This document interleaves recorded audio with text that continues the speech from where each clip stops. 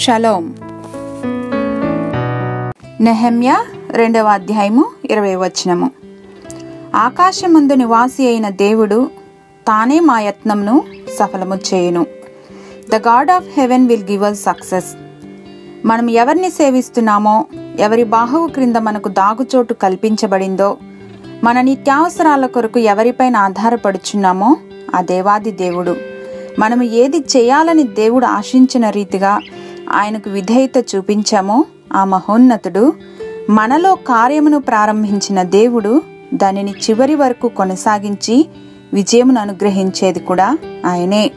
ఆయన చిత్తానుసారముగా మనం ఏది అడిగినను కాదనక కరుణ చూపించే దేవుడు మనకుండగా నరమాత్రులు మనకేమి చేయగలరు? సో మనకు విరోధముగా, మన ప్రయత్నాలకు విరోధంగా రూపొందించబడిన ఏ ఆయుధము కూడా వర్ధిల్లదు.